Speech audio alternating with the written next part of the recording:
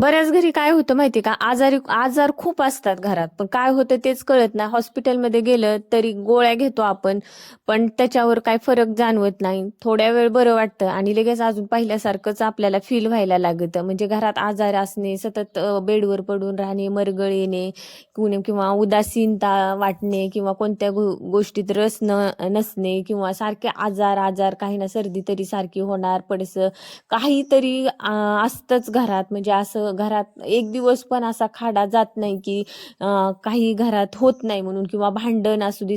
प्रत्येक गोष्टीवर मी आज जो उपाय सांगणार आहे तो लागू होतो.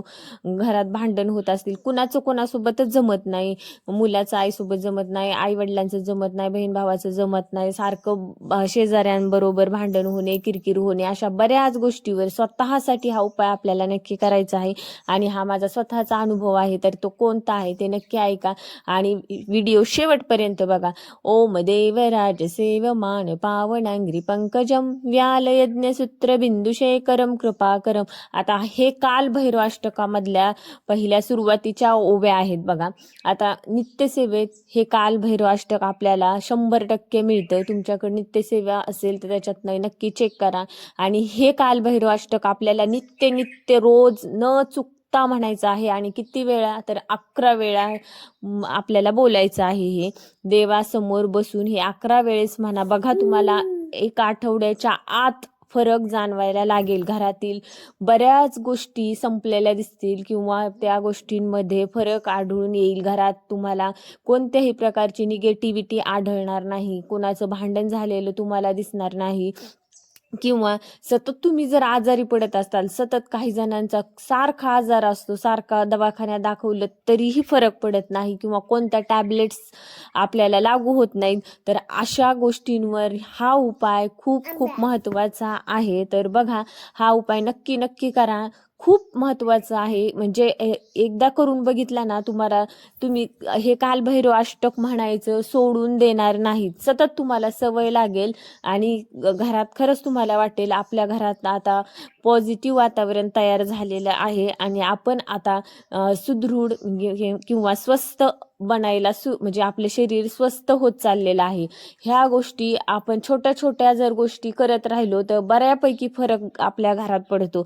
तर बघा, आता काही गोष्टी ज्या असतात, सतत घरात आजार असणे, किंवा संतती व्यवस्थित नसणे, ह्या गोष्टींचा जे असतो ते पितृदोष देखील असतो. म्हणजे पितरांचा जेव्हा कोप होतो तेव्हा पण अशा गोष्टी आपल्याला घरात आढळून येतात. पण तुम्ही जर हे कालभैरवाष्टक रोज नित्य नियमाने संपन्न करत असाल, मनपूर्वक म्हणत असाल श्रद्धेने, तर बघा, घरात खूप खूप फरक पडतो.